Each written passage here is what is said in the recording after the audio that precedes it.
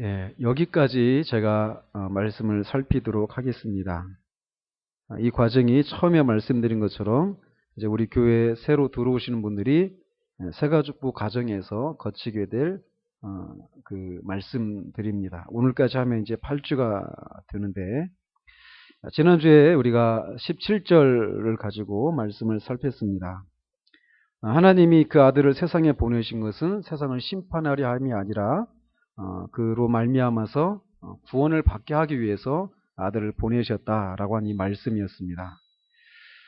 그러나 세상은 심판을 받아 마땅한 곳이죠. 마땅하기 때문에 하나님은 세상을 심판하시기 위해서 아들을 보내실 수 있단 말이죠. 그러나 하나님은 그렇게 하시지 않았다라고 말씀을 드렸습니다. 세상이 심판을 받아 마땅하다라고 하는 것은 우리 인간의 본성도 알고 있다라고 말씀을 드렸어요. 그러면서 지금까지 인류의 역사, 어쩌면은 지금도 주님이 오시기 전에도 그렇지만 주님이 오신 이후에 지금도 주님을 알지 못하는 사람들의 이 삶이 이런 심판을, 자기가 심판을 받아야 한다라는 것을 알고 있는 그 사람들이 그 심판을 스스로의 노력으로 피해보려고 하는 그런 역사였다라고 말씀을 드렸습니다. 종교를 통해서 또는 도덕적인 고매한 삶을 통해서 이런 심판을 피해보려고 하는 그런 역사였고, 또 다른 측면에서는 이렇게 심판을 자신의 힘으로 극복해 보려고 하는 그런 또 한 시도가 있다라면, 또 다른 측면에서는 이런 심판에 대한 두려움을 직면하지 않으려고 하는 이런 몸부림의 역사가 지난 인류의 역사였다라고 말씀을 드렸습니다. 인간의 본성은 죽음 뒤에 심판이 있다라는 것을 그 본성으로 알고 있기 때문에 죽음을 모면해 보려고 하는 그런 애를 쓴다라고 말씀을 드렸습니다. 그러면서 이 죽음에 대한 공포, 사람들이 다 죽음에 대한 공포를 가지고 있는데 그 이유가 죽음 다음에 심판이 있다라는 것을 본성적으로 안다라는 거죠. 제가 이번 주에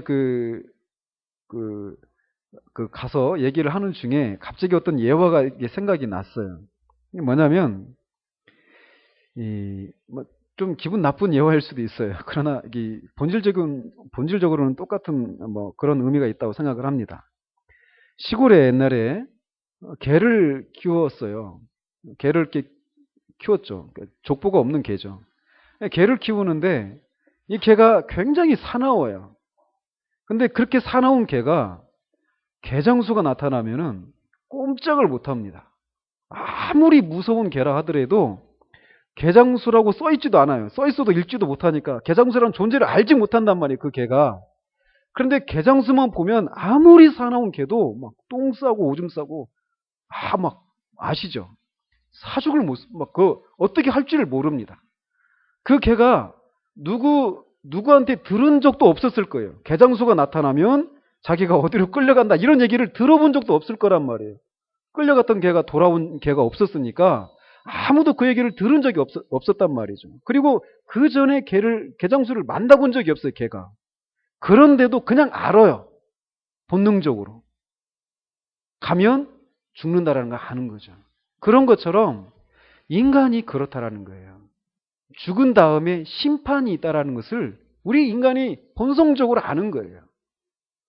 그렇기 때문에 죽음에 대한 두려움을 우리가 가지고 있단 말이죠. 그걸 사단이 가지고 인간을 조종을 하는 거죠. 근데 그렇게 죽음에 대한 공포, 죽음 다음에 있는 심판에 대한 두려움 때문에 죽음을 우리가 얘기하는 것도 꺼리고 죽음을 생각하는 것도 기분 나쁘거든요. 그런 본성을 가지고 있단 말이에요. 근데 그런 가운데서 누리는 자유함, 기쁨, 행복은 사실 진정한 의미의 자유함과 기쁨이 아니라는 거죠. 근데 주님이 오셔서 이 일을 하셨다라는 거예요. 죽음 다음에 있는 심판, 이 심판을 받아 마땅한 우리를 대신해서 십자가에서 우리를 대신해서 심판을 다 받으신 거예요. 그래서 그를 믿는 자마다 더 이상 심판을 받지 않는, 그리스도 안 있는 자들에게는 결코 정죄함이 없게 되는 그 일을 주님께서 하셨다라는 거죠. 그래서 지난주에 이렇게 말씀드린 것처럼 주님이 오신 목적은 바로 그것이라는 거예요. 심판받아 마땅한 우리를 대신해서 당신께서 심판을 받으심으로 우리가 심판을 받지 않고 구원을 얻도록 하기 위해서 주님이 오셨다라는 거예요. 그 심판을 받지 않고 구원을 얻을 수 있는 유일한 길은 주님이 그것을 위해서 오셨고 그 일을 하셨다라는 것을 믿는 믿음으로만 우리가 구원을 받을 수 있다라고 말씀을 드렸고, 이게 구원받은 이후에도 이 말씀을 우리가 끊임없이 적용해야만 한다는 거죠. 구원받은 이후에도 우리가 이 말씀대로 살아가지 못하는 우리 자신의 모습을 보면서 우리 자신의 어떠한 모습을 보면서 내가 구원받지 못한 거 아닌가 이런 불안함에 사로잡힐 수 있단 말이에요. 그러나 주님이 오신 것이 심판을 받기 위해서 오신 것이 아니라 구원을 얻게 하기 위해서 오셨다라는 것. 그 주님을 믿음으로 말미암아 내가 구원을 받았다라고 하는 것. 즉 구원이 내 자신의 어떠함이 있지 않고 그 주님을 믿는 믿음으로 말미암아 내가 구원을 받았다라고 하는 그 말씀을 끊임없이 우리의 삶 가운데 적용하는 것이 필요하다라고 말씀을 드렸습니다. 자, 그러면서 오늘 그 마지막 부분입니다. 이렇게 앞에 16절과 17절에서 요한은 세상을 향한 하나님의 사랑과 독생자 예수의 그 초림의 목적이 바로 구원에 있었음을 강조하고 있었습니다. 이제 18절 이하에서 그럼에도 불구하고 예수의 은혜를 받아들이지 않는 자들에게 엄하고 무서운 심판이 불가피하다라는 것을 설명하고 있습니다. 즉 하나님은 구원을 베푸시는 사랑의 하나님이시지만 그렇다고 해서 그 구원을 베푸시기 위해서 주님이 우리에게 주신 최고의 선물인 그리스도를 받아들이지 않는 사람들에게 심판하시는 것을 중단하시는 그런 일은 없다라는 거죠. 하나님은 분명히 사랑의 하나님이시지만 공의로 재판하시는, 심판하시는 분이신 것을 포기하신 것이 아니다라는 거예요. 그러면서 이 니고데모와의 대화 가운데 믿는 문제에 대해서 18절에서도 믿는 자는 이렇게 시작을 하죠. 즉 믿음에 대해서 세 번째 말씀을 하고 계십니다. 15절에서도 그를 믿는 자마다 영생을 얻게 하려 한다. 16절에서도 그를 믿는 자마다 멸망치 않고 영생을 얻게 하려 한다. 18절에서도 믿는 자는 심판을 받지 않게 된다. 즉 이렇게 주님은 세 번에 걸쳐서 믿음에 대해서 말씀하고 계십니다. 이 사실은 죄인이 구원받는 데 있어서 이 믿음이라고 하는 것이 무한히 중요하다는 것을 우리에게 말해주고 있다는 거예요. 믿음이 없으면 영생을 얻을 수가 없습니다. 믿음이 없으면 영생을 얻을 수가 없어요. 그러나 그가 어떤 사람이든지 어떤 최악의 우리가 상상할 수도 없는 그런 죄를 저지른 사람이라고 하더라도 믿기만 하면 그는 즉시 용서받을 수 있다는 거예요. 이 용서를 받을 수 있는 유일한 길은 오직 믿음이라는 것입니다. 오직 믿음만이 그리스도 안에 있는 유익을 얻게 해준다는 거예요. 그렇기 때문에 주님은 지금 또 계속 이 세 번에 걸쳐서 믿음에 대해서 계속 말씀을 하고 계신 것입니다. 그러면서 믿는 자는 심판을 받지 않는다. 이렇게 말씀을 하십니다. 심판을 받지 않는다. 소극적인 측면이지만 이 말씀의 뜻은 그는 믿는 자는 모든 범죄로부터 용서받고 방면되고 또 의로워지고 깨끗해지게 될 것이다 라고 말씀을 하십니다. 그리고 뿐만 아니라 율법의 저주로부터도 놓여날 것이고 더 이상 죄인으로 간주되지 않고 하나님이 보시기에 전적으로 의로운 사람으로 여겨짐을 받게 된다라고 주님이 말씀하시는 거예요. 그러니까 이 구원이 우리가 구원을 받았다라고 말할 때 이게 소극적인 측면도 있고 적극적인 측면도 있습니다. 근데 지금 여기서 심판을 받지 않는다라고 말할 때 여기에는 이런 의미들이 다 포함이 되어 있는 거예요. 용서받고 의로워지고 깨끗해졌다. 하나님 보시기에 의로운 사람으로 여겨지게 되었다. 율법의 저주에서 놓여지게 되었다. 이런 내용들이 다 포함되어 있는 그런 말이라는 거죠. 즉 믿음으로 말미암아서 이런 구원의 은혜를 누릴 수 있게 된다라고 주님이 말씀하시는 거예요. 여기서 지금 우리가 주목해야 될 게 뭐냐면 심판을 받지 않게 될 것이다 라고 말씀하고 계시지 않고 심판을 받지 아니하는 것이요 이렇게 말을 하고 있어서 현재 나중에 미래의 심판을 받지 않는다라고 말씀하고 계시지 않고 지금 즉시 현재 심판을 받지 않게 된다라고 말씀하고 계신 것에 주목을 해야 됩니다. 믿는 순간 그 즉시로 이 심판에서 면제된다라는 거예요. 이게 복음이에요. 믿기로 작정을 하고 그 후에 믿음에 합당한 어떤 모습을 그런 열매들을 보인 후에야 주 용서를 해주시고 심판에서 면제케 해주시는 것이 아니라 믿는 순간 이 은혜를 즉각적으로 우리에게 허락하신다라는 거예요. 폴 오셔 목사님이 그 설교 속에 그런 예화를 얘기를 하셔요. 캐나다 어떤 북부 지방에 이제 말씀을 전하러 갔습니다. 근데 그 동네는 이 사람보다도 북극곰이 더 많은 동네래요. 굉장히 외진 동네에 이제 말씀을 전하러 갔어요. 말씀을 전하는 중에 그 문을 열고 제가 자꾸 문을 쳐다봐요. 문을 열고 어떤 사람이 그분 표현대로 빅맨이에요. 아주 큰 사람이 문을 열고 딱 들어오는데 그 폴 목사님이 자신이 그때까지 살아오면서 그렇게 얼굴이 어두운 사람을 처음 봤다라고 말할 정도로 얼굴에 그렇게 수심이 가득한 얼굴로 그 큰 사람이 와가지고 털썩 의자에 앉았다랍니다. 그래서 딱 보니까 직감적으로 이 복음을 들은 적이 없는 사람처럼 보여서 이제 말씀을 바꿔가지고 복음을 전했대요. 복음을 다 전했어요. 예배가 끝났습니다. 그리고 나서는 그 사이에 어떤 일이 일어나질 않았어요. 그리고 나서 이제 예배가 다 끝나고 이제 개인적으로 만나서 얘기를 합니다. 폴 목사님이 사실은 나 이제 그 다른 곳에 가서 또 복음을 전해야 돼서 비행기 티켓도 다 끊어놨는데 나 이거 다 취소하겠다. 한번 이렇게 날이 새더라도 상관이 없으니까 같이 얘기를 하자. 이런 얘기하면서 이제 복음을 증거하기 시작을 했습니다.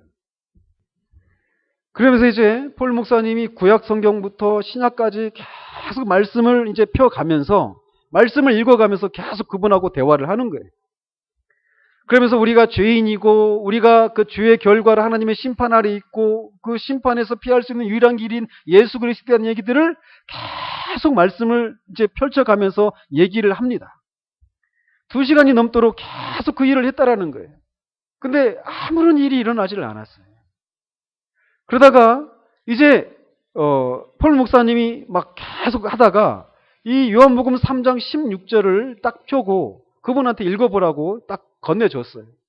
그러니까 그분이 하시는 얘기가 아니 아까도 몇 번이나 읽었지 않았느냐 그렇게 얘기를 하는 거예요. 그래도 읽어보시라고 하면서 그 말씀을 딱 펴서 이렇게 건네줬습니다. 근데 그분이 또 이제 말씀을 읽는 거예요. 요한복음 3장 16절을. 하나님이 세상을 이처럼 사랑하사 독생자를 주셨으니 막 이러다가 갑자기 I'm saved! 나 구원받았어! 하면서 막 외치는 거예요. 갑자기 이 말씀을 읽는 중에 이 말씀이 그가 믿어지게 되는 거예요. 그래서 폴 목사님 깜짝 놀라가지고 아니 어떻게 된 거냐고 한번 물어보니까 아니 당신 이 말씀을 안 읽어봤냐고 오히려 그분이 얘기를 하는 거예요. 여기 써있지 않느냐고. 그를 믿는 자마다 심판을 받지 않고 영생을 얻는다고 써있지 않느냐고. 이게 난 믿는다고 믿어진다고 하면서 그 자리에서 주님을 믿고 구원받은 일이 일어나요. 즉 예수 그리스도를 믿는 그 자리에서 그 순간 구원이 임한다라는 거죠. 심판을 받지 않는다. 나중에 마지막 날이 있을 그 심판에서 면제받는다. 이게 아니라 물론 그 일도 있죠. 그러나 지금 현재 그리스도를 믿는 자, 예수를 믿는 자가 지금 현재 심판을 받지 않는다라고 말씀하신다라는 거예요. 그러면서 믿는 자가 이런 은혜가 있다라면 믿지 않는 자에게는 어떤 일이 일어나느냐면 믿지 아니하는 자는 하나님의 독생자의 이름을 믿지 아니함으로 벌써 심판을 받은 것이니라 이렇게 말씀하고 계셔요. 즉 믿지 않는 자는 그가 비록 살아있지만 육신적으로는 살아있지만 그래서 숨도 쉬고 먹고 마시고 뭐 할 것 다 하고 있지만 하나님 앞에서 이미 심판을 받고 있는 상태에 있다고 하신다는 거예요. 여기서도 심판을 받는다라고 말할 때 나중에 마지막 날에 심판을 받게 될 것이다 이렇게 말씀하고 계시지 않아요. 이미 벌써 심판을 받고 있다라고 말씀하고 계신다는 거죠. 그는 하나님 앞에 죄가 있고 죽은 것으로 여겨지며 그와 지옥 사이에는 오직 하나의 단계만이, 즉 죽음의 단계만이 남아있을 뿐이라는 거예요. 그래서 몸은 비록 이 땅에 살고 있지만 이미 지옥의 형벌을 받고 있다라는 거예요. 심판을 이미 받고 있다라는 겁니다.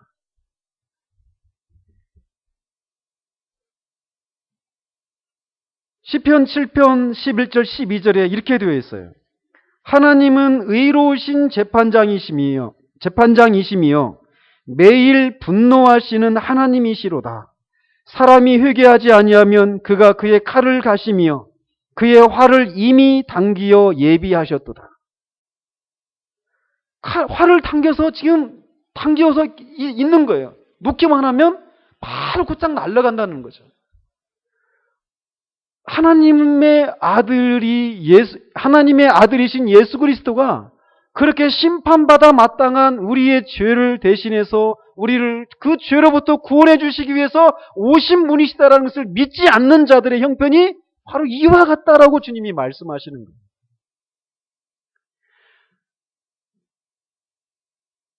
하나님께서 우리의 눈을 열어주시기를 바라요. 우리가 있잖아요. 이렇게 하나님의 심판 아래 있다라는 것을 깨닫게 된다라뇨. 밥이나 제대로 먹을 수 있을까요? 스펄전 목사님이 얘기하는 것처럼 우리가 그렇게 우리 머리 위에 이 칼이, 심판의 칼이 우리 머리 위에 지금 드리워져 있다라는 거예요. 그것도 아주 가느다란 실 끝에.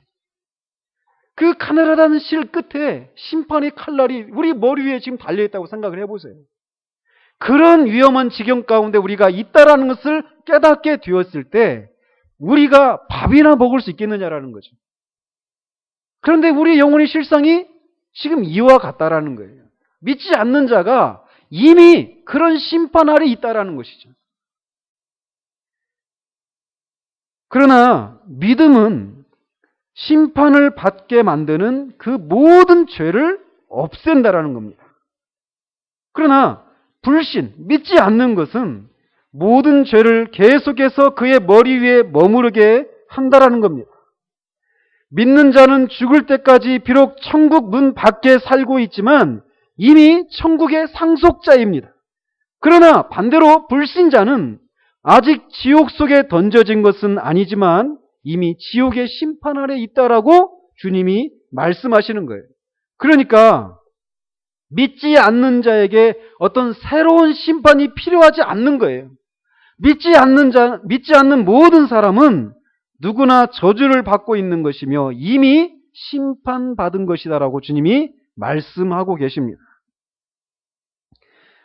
그러면서 심판을 받는 그 이유가 무엇이냐면 믿지 않는 것이다라고 말씀하고 계셔요. 심판받지 못하는 유일한 그 죄는 불신입니다. 다른 모든 죄는 아무리 많고 아무리 중한 것이라 하더라도 다 용서될 수 있어요. 그리고 하나님 앞에 완전한 자로 설 수 있고 완전한 자로 설 수 있지만 그리스도를 믿지 않는 사람은 더 이상 아무런 희망이 없다라는 거예요. 왜? 하나님께서 그의 독생자의 죽음이라고 하는 그렇게 큰 대가를 치르고 우리에게 주신 영광스러운 구원을 거절하는 것이야말로 하나님께 가장 큰 모욕이고 가장 큰 죄악이기 때문에 그렇습니다. 그리스도는 하나님이 우리에게 주신 최고의 선물이에요. 그런데 그 최고의 선물로 우리에게 주신 그 하나님의 선물을 아까 우리가 불렀던 것처럼 건축자의 버린 돌처럼 그냥 그 예수를 버려버리는, 예수님을 하나님이 주신 선물로 여기지 않는 그 행위는 결국 그 그리스도를 우리에게 선물로 주신 하나님을 향한 모욕이라는 것이죠. 그렇기 때문에 이 그리스도를 믿지 않는 것, 하나님이 우리를 구원해 주시기 위해서 선물로 주신 그리스도를 믿지 않고 거절하는 것은 하나님을 향한 가장 큰 모욕이기 때문에 이 불신의 죄는 결코 용서를 받을 수가 없다라는 거예요.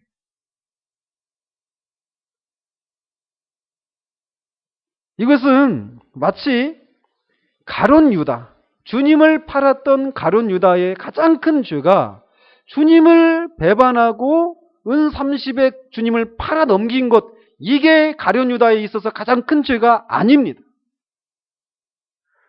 가룟 유다가 그렇게 어마어마한 그런 죄를 저질렀어요. 죄 없는 자이신 예수님을 은 30에 팔아 넘겼으니 그것까지 큰 죄가 어디 있겠느냐고요. 그런데 가룟 유다에게 있어서 큰 죄는 그게 아니라 그런 죄를 저질렀다는 것을 깨달았잖아요. 죄 없는 자를 자기가 팔아 넘겼다는 걸 깨닫고 양심의 가책 때문에 그 30을 그 종교 지도자들에게 다시 돌려줬습니다. 그러니까 잘한 거예요. 그러나 그가 자기가 팔아 넘긴 그 예수님이 자기 같은 그런 사람이라도 용서해 줄 수 있는 그런 자비와 은혜가 풍성하신 주님이시다라는 것을 믿고 회개하고 주님께로 돌아갔다라면 그도 용서를 받았을 거란 말이죠. 그러나 그는 그 길을 그걸 선택하지 않았습니다. 그냥 그는 죽은 거예요. 목매달아 죽었습니다. 자살했습니다. 결국 그 행위의 이면에 무엇이 있느냐? 주님이 그렇게 자기 같은 죄인도 용서해 줄 수 있는 그런 분이시다라는 것을 믿지 못하는 불신이 그로 하여금 주님께로 가지 못하게 만들었다라는 것이죠. 그런 것처럼 가룟 유다에게 있어서 가장 큰 죄는 바로 그것이란 말이에요. 주님을 온전히 주님으로 알지 못하는, 주님으로 인정하지 못하는 그것이 그에게 가장 큰 죄악이었던 것처럼 우리가 저지르는 가장 큰 죄악은 바로 이것이라는 거예요. 주님을 불신하는 것. 가장 큰 선물인 그리스도를 내어주신 그 하나님을 믿지 못하는 그 불신, 그것 때문에 우리가 이미 심판을 받고 있다라고 주님이 말씀하고 계십니다. 그러면서 19절에 그 정죄는 이것이니 심판을 하는 그 이유들을 얘기를 하셔요. 그 정죄는 이것이니 곧 빛이 세상에 왔을 때 사람들이 자기 행위가 악함으로 빛보다 어둠을 더 사랑한 것이니라. 빛이 왔습니다. 여기서 말하는 빛은 그리스도 자신을 가리키기도 하고 또 동시에 그리스도와 함께 오신 그리스도의 복음의 빛을 가리키기도 합니다. 그는 세상의 빛으로 오셨습니다. 그리고 그와 더불어 가지고 오신 복음은 그 복음의 주인이신 자신과 마찬가지로 이 세상의 무지와 사악과 크게 대조가 되는 그런 빛이에요. 빛으로 주님이 오셨습니다. 복음의 빛으로, 또 복음 그 자체이신 주님이 빛으로 이 세상에 오셨어요. 빛으로 오신 목적은 어둠 가운데 있는 자들로 하여금 자신의 죄를 깨닫고 빛으로 나와서 구원을 받도록 하기 위해서입니다. 그렇기 때문에 사람들이 구원받지 못한 이유를 빛을 발견하지 못했기 때문이다라고 핑계할 수가 없다라는 거예요. 핑계할 수 없는 방식으로 이렇게 분명한 구원의 길을 밝혀주시기 위해서 주님이 빛으로 오셨단 말이죠. 그런데 이렇게 세상은 빛이신 주님께 나오지를 않고 빛보다 어둠을 더 사랑했다라고 주님이 말씀하고 계십니다. 어둠은 하나님과 단절된 영적인 죽음의 상태를 가리킵니다. 그러므로 그들은 이렇게 빛이 아니라 어둠을 사랑하는 그들은 결국 바깥 어둠의 세계에 던져지게 될 거예요. 우리가 지옥을 그렇게 표현을 하잖아요. 바깥 어둠에서 어둠의 세계에 우리가 던져지게 될 거란 말이죠. 잃어버린 영혼들은 그들이 있고자 했던 곳, 즉 어둠 가운데 있게 될 것이고 그들이 사랑했던 것들을 가지게 될 것이라는 거예요. 악을 그들이 사랑했던 것처럼 그렇게 가지게 된다라는 거죠. 그런데 사람들이 빛보다 어둠을 더 사랑하는 이유가 무엇이다라고 말을 하냐면 자기 행위가 악하기 때문이다라고 말씀하고 계십니다. 자기 행위가 악하기 때문에 빛으로 나오지를 않는다라는 거예요. 주님의 이런 판단, 즉 사람들이 빛으로 나와서 구원을 받지 않고 이 어둠을 더 사랑하는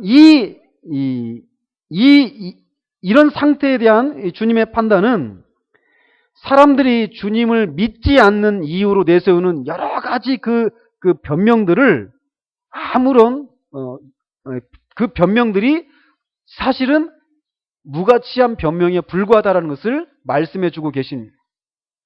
사람들이 예수님을 믿으십시오. 예수님을 믿어야만 구원을 받을 수 있습니다. 이런 얘기를 했을 때 사람들이 왜 믿지 않는다라고 말을 하냐면 이런저런 핑계를 대죠.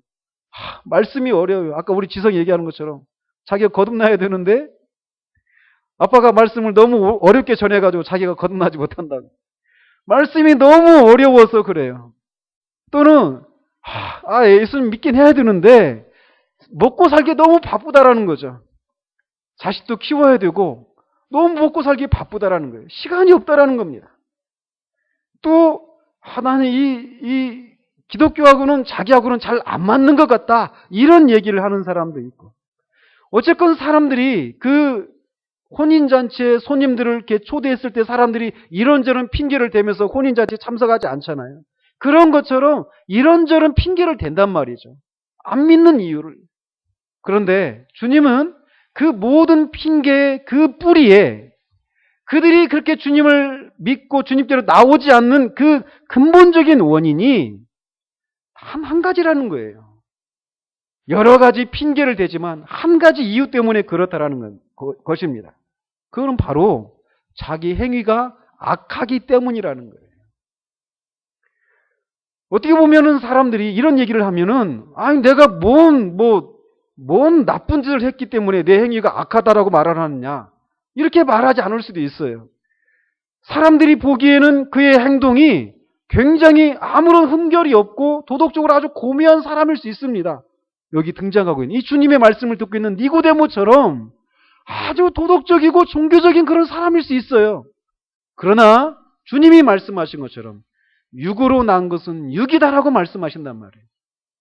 육으로 난 것은 육이에요. 우리의 육적인 본성은 악하고 더럽고 하나님이 도무지 사랑할 수 없는 그런 죄악투성이란 말이죠. 그래서 그렇기 때문에 우리 안에서 나오는 모든 행위가 악할 따름이라는 거예요. 자기 행위가 악하기 때문에 빛으로 나오지 않고 어둠 가운데 머물러 있다라는 것입니다. 그러면서 여기서 악을 행하는 자들은 이렇게 20절과 21절에서 이렇게 말을 하고 있어요. 이제 20절과 21절을 통해서 또 이제 주님이 말씀하시는 게 뭐냐면 20절은 악을 행하는 자의 특징, 또 21절은 진리를 따르는 자의 특징을 얘기하고 계시는데 악을 행하는 자의 특징을 뭐라고 말씀하시냐면 여기서 말하는 악을 행하는 자는 거듭나지 못한 자들을 가리킵니다. 그러니까 아까 말씀드린 것처럼 니고데모처럼 도덕적이고 굉장히 종교적인 사람일 수도 있어요. 그러나 그가 거듭나지 못한 자라면 그는 악한 자라고 말씀하고 계시다라는 거죠. 이렇게 거듭나지 못하고 악을 행하는 자들은 빛으로 나오지 않는다라고 말씀하고 계셔요. 왜 안 나오느냐? 그 행위가 드러날까 함이라 말씀하셔요. 즉 그들의 안에 있는 불경함이 폭로되는 것을 꺼리기 때문이다라고 주님이 말씀하시는 겁니다. 악을 행하는 자들은 그의 사악한 삶의 방식이 드러나는 것을 바라지 않습니다. 그는 그의 행위가 책망받는 것을 좋아하지 않고 그렇기 때문에 빛을 피하고 그리스도를 멀리한다라는 거예요. 그러니까 자기가 그리스도로 나오지 않는 이유를 시간이 없어서, 말씀이 어려워서, 나하고는 잘 안 맞아서, 먹고 살기가 벅차서 이런저런 이유를 댈 수 있을지 몰라도 근본적으로 자기가 악하기 때문에 그렇다라는 거예요. 이거를 인정해야 된다라는 거죠. 내가 악해서. 그래서 내 행위가 악하다라는 것이 빛 안에서 밝게 드러나서 하나님으로부터 책망을 받을 것을 내가 싫어하기 때문에 빛 가운데로 나오지 않는다라는 것을 인정하는 것이 필요하다라는 거죠. 일견 그들이 그리스도에게 나오는 것 같고 복음의 빛을 즐거워하는 것처럼 보일 수 있습니다. 그러나 온 마음을 다해 그리스도께로 나오지 않는 숨겨진 죄악이 있다라는 거예요.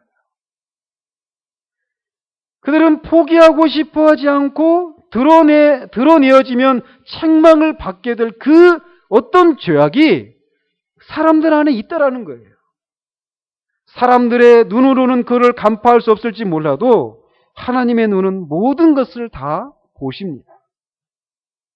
그러므로 자신에 대해서 우리는 정직해야만 합니다.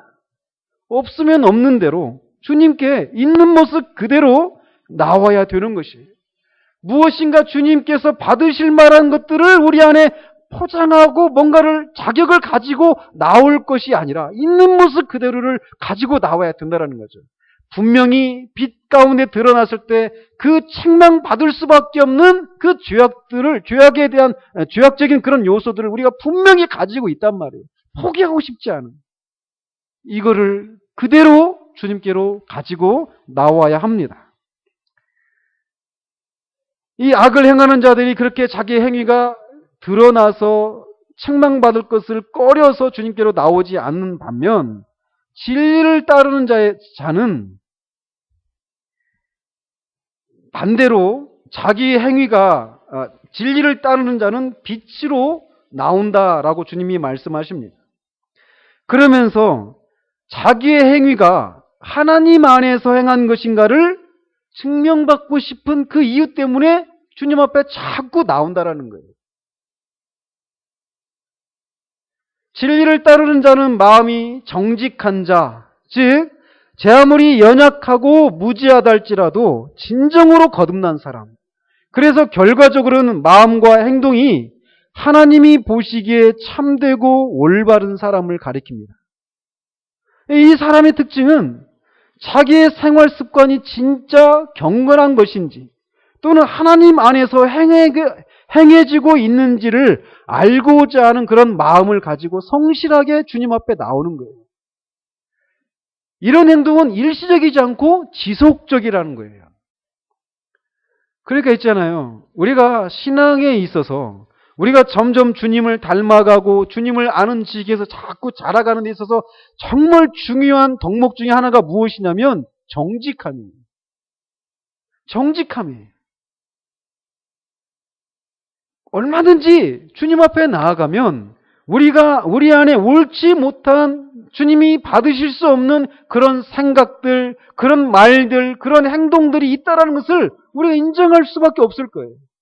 그런데 정직한 사람은 그 모습을 주님 앞에 가지고 나아가서 이 부분들을 가지고 주님이 다루어 주시기를 소망하면서 끊임없이 주님 앞에 나아간단 말이죠.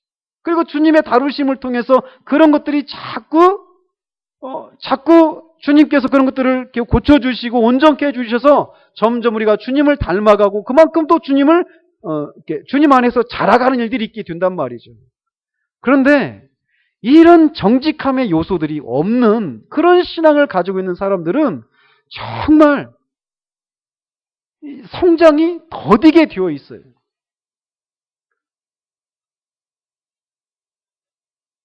어쨌건 이렇게 악을 행하는 자와 진리를 따르는 자가 이렇게 두 가지 특징이 있어요. 악을 행하는 자는 지속적으로 빛으로 나오지 않아요. 또 반대로 진리를 따르는 자는 지속적으로 빛으로 나오는 그런 삶을 살아간다라고 주님이 말씀하고 계셔요. 그러니까 잠시 일시적으로 빛으로 나오는 것 같은 그런 삶이 그런 모습을 보이는 것이 그 사람이 진짜 구원받은 사람의 증거는 안 된다라는 거죠. 지속적인 것이 있다라는 거죠. 우리 주님께서 이제 니고데모에게 하신 말씀에 이제 여기까지가 주님이 니고데모와 대화를 나눴던 말씀입니다. 그러면서 이 20절과 21절 이 두 구절은 신앙이 있어서 잠시는 열렬한 그런 신앙을 가진 사람처럼 보이는 사람들이 실제로 진짜 얼마나 진실하고 참된지를 밝혀내는 그런 시금석으로 우리에게 제시를 해주고 있어요. 그게 일시적인 것인지 아니면은 그냥 진짜 지속적인 것인지 진짜인지를 알 수 있는 그 시금석이 바로 이런 요소라는 거예요. 지속성이 있다라는 거죠. 그들이 정직하고 진실하다면 그들은 계속 이런 상태, 빛으로 나오려고 하는 그런 상태를 계속해서 유지해 나갈 것이고 그리스도의 완전한 빛 가운데로 계속해서 나갈 것입니다. 그러나 그들이 정직하지 않고 진실하지 않다면 그리고 일시적인 흥미에 이끌린 것일 뿐이라면 그들은 빛으로부터 등을 돌리고 어둠으로 되돌아갈 것이고 그리스도와 가까워지지 않고 그의 제자도 되지 않을 것이라는 거예요. 요한복음 3장을 처음 강의할 때 말씀드린 것처럼 니고데모는 이후에 7장과 19장에서 거듭난 사람의 행보를 보입니다. 주님으로부터 이렇게 가르침을 거듭남에 대한 이런 가르침들을 하늘에 속한 일들을 이런 것들을 듣고 있었을 때 그는 거듭나야만 했던 상태였어요. 아직 거듭나지 못한 사람이었던 거죠. 처음에 살폈던 것처럼 그는 도덕적으로나 종교적으로 아주 반듯하고 높은 수준의 삶을 살고 있었던 그런 사람이었습니다. 그러나 그런 그도 거듭나야만 했습니다. 그러나 말씀드린 것처럼 이후에 그가 거듭난 사람의 행보를 드러냈다라는 거예요. 그런데 그가 그렇게 거듭난 모습을 드러낼 수 있었던 유일한 길이 무엇이냐? 이렇게 주님이 말씀하신 이 가르침을 그가 믿은 거예요. 네 앞에 서서 너와 얘기하고 있는 내가 하늘로부터 내려온 하나님의 아들 독생자다. 그리고 내가 십자가에 달려 죽게 될 것인데 장대에 달린 노뱀을 바라보는 자들이 바라본과 즉시 그 불뱀의 그 독으로부터 치유를 받았던 것처럼 누구든지 십자가에 달린 나를 바라보는 자들은 영생을 얻게 된다라고 하는 이 주님의 말씀을 믿었기 때문에 니고데모가 이후에 거듭난 사람의 모습을 보일 수 있었다라는 거죠. 그러나 오늘날 우리가 정직하게 교회를 살펴보면 한때 교회에 열심을 내었던 사람들이 시간이 지나면서 교회 안에서 점점 찾아볼 수 없는 그런 사람들을 너무나 많이 보게 됩니다. 점점 주일학교 때 아이들 중학교 들어가고 고등학교 들어가고 또 대학 들어가고 남자 청년 같은 경우에 군대 갔다 오고 또 사회생활하고 애를 낳고 이런 점점 우리의 삶이 점점 이렇게 가면 갈수록 주님 안에 머무르는 사람이 점점 줄어들어가고 있는 그런 현실을 우리가 보게 돼요. 그러면서 사람들이 많이 얘기를 하죠. 저 사람 옛날에는 잘 믿었는데 지금은 안 믿어. 이런 얘기를 한단 말이에요. 그러나 주님의 이 판단에 따르면 그가 진짜 진리를 따르는 사람이라면 빛 가운데 지속적으로 나오게 된다라는 거예요. 그러니까 한때는 교회 안에 머물러 있었고 교회 안에서 열심을 가진 사람처럼 보였지만 지금은 교회 안에 잘 보이지 않는 그런 상황 가운데 있는 사람들이 원인이 많은 경우에 진짜 그들이 거듭나지 못했기 때문이다라고 우리가 말할 수 있게 된다라는 거예요. 오늘날 우리가 살고 있는 시대가 그렇습니다. 정말 이 거듭나지 못한 채 교회 안에 머물러 있는 사람이 너무나 많은 시대가 우리 시대예요. 그러므로 이제 이 말씀을 이 요한복음 3장 강의를 이제 마칩니다. 모든 사람은 우리가 계속 살펴보았던 것처럼 반드시 거듭나야만 합니다. 그러나 우리가 알다시피 우리는 스스로 거듭날 수가 없어요. 하나님의 성령께서 거듭나게 하셔야만 합니다. 그러면 하나님께서 거듭나게 할 때까지 가만히 기다려야만 하는가? 그게 아니라는 거죠. 주님은 그런 우리를 위해서 장대에 높이 달린 노뱀처럼 십자가에 달리셨습니다. 이제 그 십자가에 달리신 주님이 그렇게 거듭나야만 하는 저와 여러분을 위해서 죽으신 하나님의 아들이심을 믿기만 하면 그 즉시 우리가 심판을 받지 않고 영생을 얻게 된다라는 겁니다. 죄인이 구원을 받을 수 있는 유일한 길은 그렇게 주님을 믿고 바라보는 것입니다. 그분을 의지하는 여러분이 되시기를 바라요. 그분께 여러분의 영혼을 맡기시는 여러분이 되시기를 바랍니다. 믿는 즉시 여러분은 구원을 받게 됩니다. 그러나 이 은혜를 경험하고 이제 구원을 받은 여러분들이라면 아까 말씀드린 것처럼 아직도 이 주님을 주님으로 인정하지 않고 있는 죽음 이후에 있는 심판에 대한 두려움을 가지고 여전히 심판에 대한 두려움을 가지고 살아가고 있는 그 많은 사람들에게 그들이 그 심판에서 피할 수 있는 유일한 길이신 예수 그리스도를 끊임없이 증거하고 전하는 여러분이 되시기를 바랍니다. 그뿐만 아니라 주님은 우리를 그렇게 일하는 일꾼으로만 부르신 것이 아니라는 것 또한 여러분이 기억하시기를 바랍니다. 주님은 우리를 일꾼으로 부르신 것이 아니라 우리를 예배자로 부르셨습니다. 주님이 이 세상에 오신 목적은 우리로 하여금 심판을 받지 않고 멸망을 당하지 않고 영생을 얻게 해서 영생을 얻게 한다는 얘기는 하나님의 생명을 우리에게 주셔서 하나님과 우리가 교제를 나눌 수 있도록 하기 위해서 오셨다라는 거예요. 그러므로 이것을 믿었다라면 여러분 안에 이미 하나님의 생명이 있다라는 것을 믿으시기 바랍니다. 그 하나님의 생명을 소유한 자들만이 누릴 수 있는 하나님과의 그 교제의 친밀함을 힘써 누리는 여러분이 되시기를 바랍니다. 그 주님과의 교제의 누림을 통해서 우리가 죄를 이기고 세상을 이길 수 있는 것이에요. 주님이 이 세상에 오신 목적은 그를 믿는 자마다 멸망치 않고 영생을 얻게 하시기 위해서 오셨습니다. 이것을 믿고 믿은 자에게 열려져 있는 이 은혜들을 힘써 누리시는 저와 여러분이 되시기를 우리 주님 이름으로 축원드립니다.